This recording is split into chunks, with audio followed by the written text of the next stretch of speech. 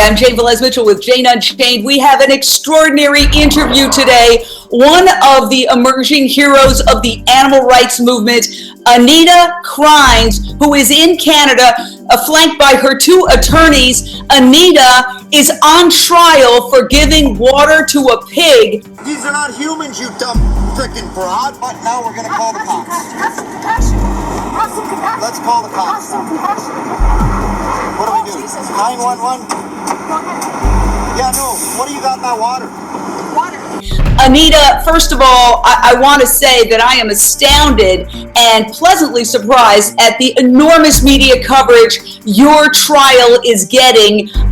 Front page of the online version of the New York Times linked to a Washington Post story that shows not only video of the incident, but all of your YouTube videos. What's your reaction to the fact that you've become a cause célèbre because you gave water to a pig that was on the way to slaughter, Anita? I think that this case, which we call the pig trial, has resonated with people because everybody knows that it's the right thing to do to give water to a thirsty animal. It's the golden rule. It's what I was taught as a child, and it's something that people knew for thousands of years. And what I did was right, and compassion is not a crime.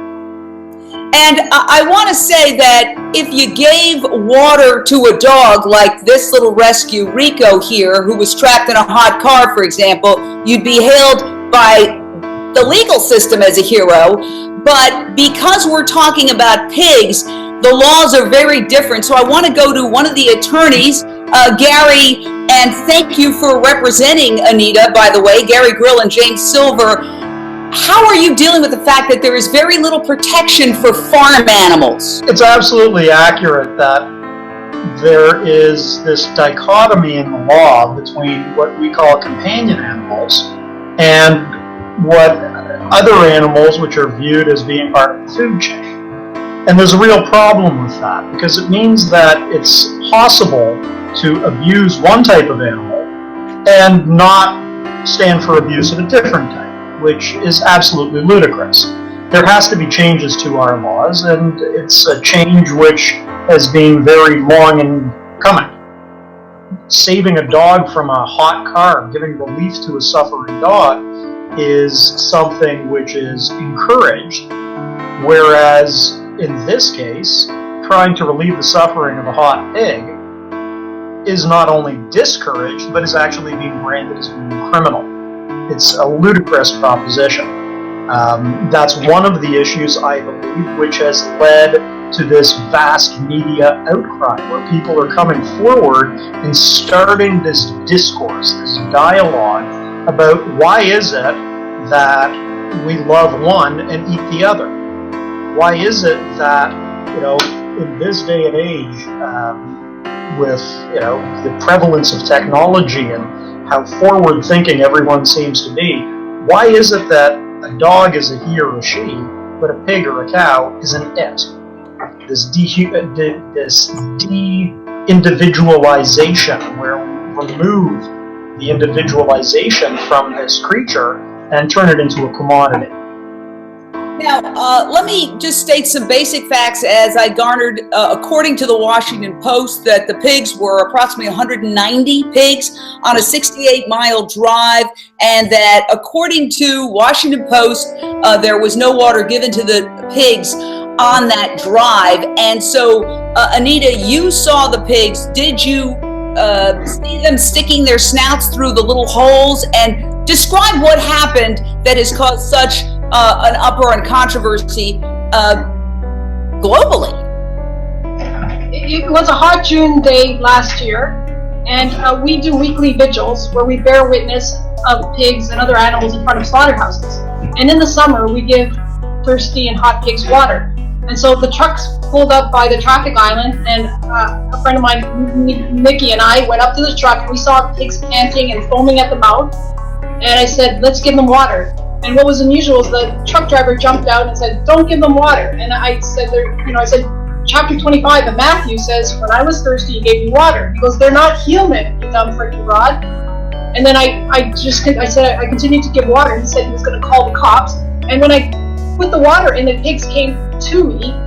to get the water, and even like were trying to wiggle their way towards me because they were somewhat crowded.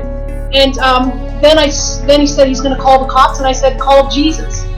And so I continued to give water, and then he threatened to slap the water bottle out of my hands, and I said, that's assault, and I said, keep filming. And then he went into his cabin and drove off, and that was the end of it. And I didn't hear anything more about this case until about 6 weeks later, when a Toronto police officer came to my apartment and served me the summons. And I was so shocked at the date, because I remember we videotaped that event and posted on Facebook. And so it became a viral issue on social media. And then with my pretrial, it became a national media story, and now it's an international media story.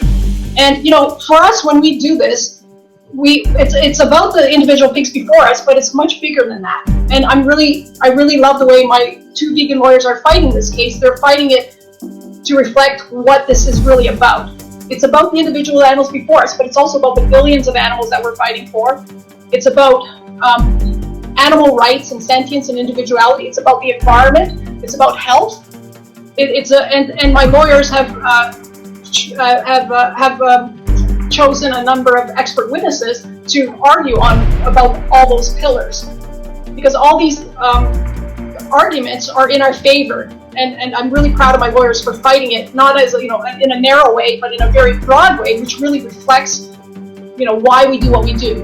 And the ultimate reason of why we do what we do is ethics and conscience, but there are all these other factors as well, and I like the way they're fighting the case. Well, I want to say that if you want to get involved, you can hashtag Stand With Anita, hashtag Pig Trial, and it is viral on social media. And I'd like to say that our organization is going to give you an award this December for your incredible work, Anita, and the attorneys are obviously included in that because you are bringing this entire issue through your martyrdom, really, to the forefront of the public consciousness. The people just don't want to think about pigs on the ride to slaughter. And of course, it also opens up the whole question of, humane meat. There is no such thing, but it's a marketing tool. But if you look at pigs on the way to slaughter, even if they were raised knee-deep in grass, which is not happening, the ride is horrifying, according to what you've described and what I've seen. Of course, I want to ask you, and I'll ask the other attorney, what specifically is Anita charged with, and how much time could she do, and what's the technical defense? So Anita is charged with mischief to property.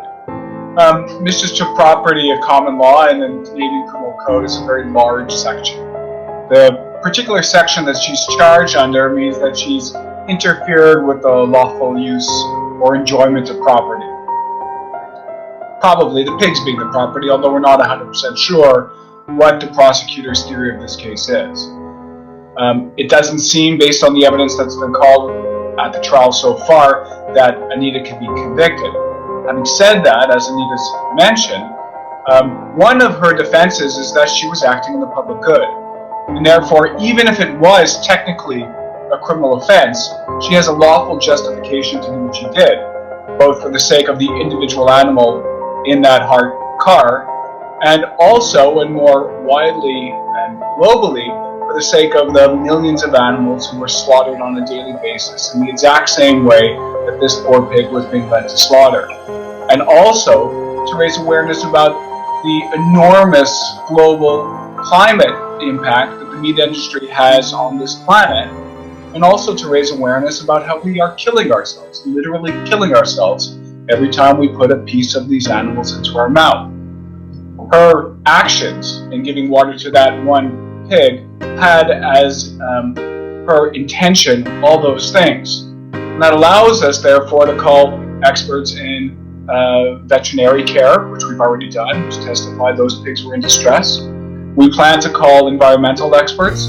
We plan to call an expert in the cognitive abilities of a pig. These are feeling, sentient, thinking animals. And we also plan to call an expert in terms of human health concerns. These are carcinogenics. These are leading to all kinds of health diseases all over the world. We're literally killing our planet and killing ourselves in the process. And all of these things are relevant to Anita's state of mind. Her state of mind wasn't to cause mischief. Her state of mind was to do good. That's her largest defense. That is extraordinary, because I feel that we all, those of us for whom the light bulb has gone on and we realize that we don't need to kill to survive, and that meat and dairy production is, decimating our planet.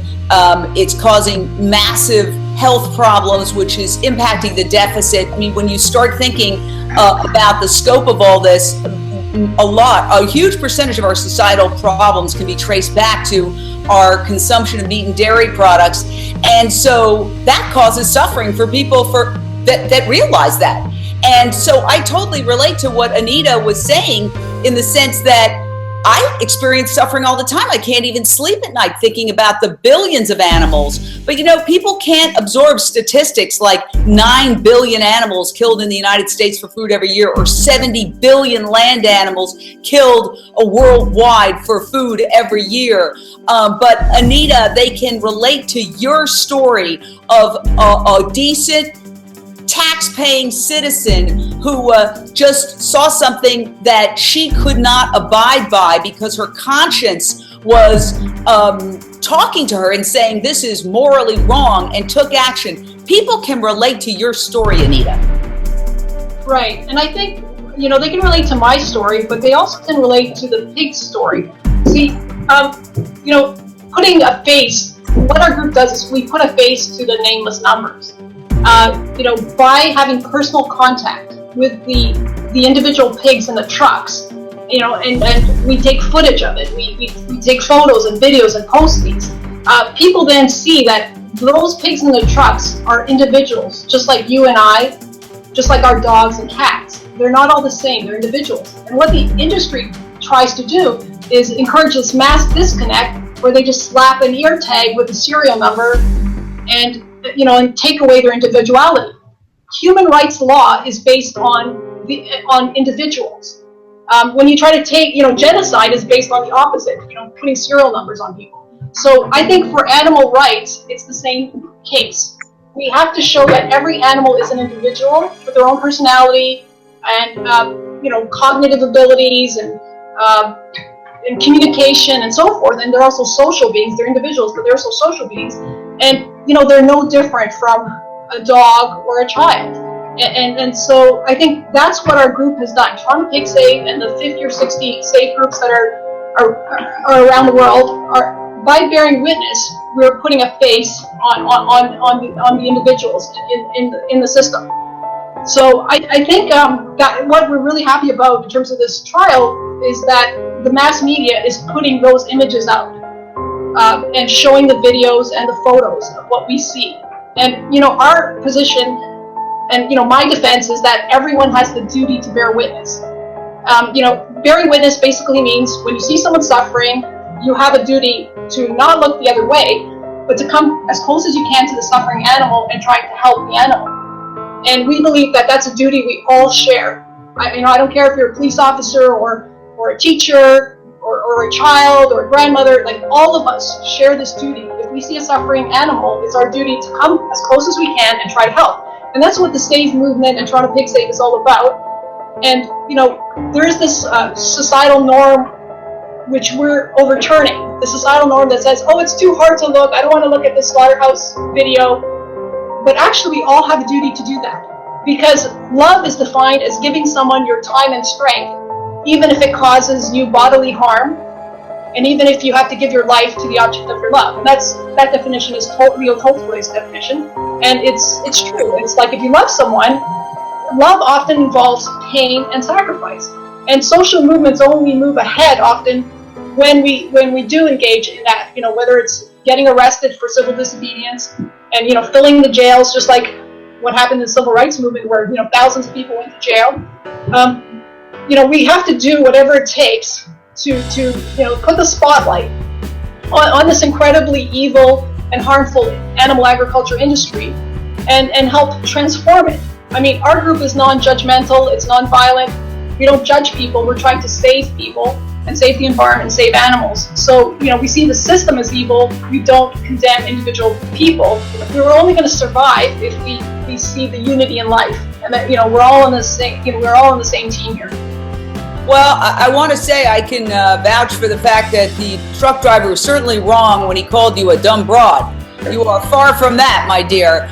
As we wrap up, I just want to again say, wow, what an amazing, amazing turn of events. I mean, the people who want to get the word out could not have constructed a better scenario for doing so.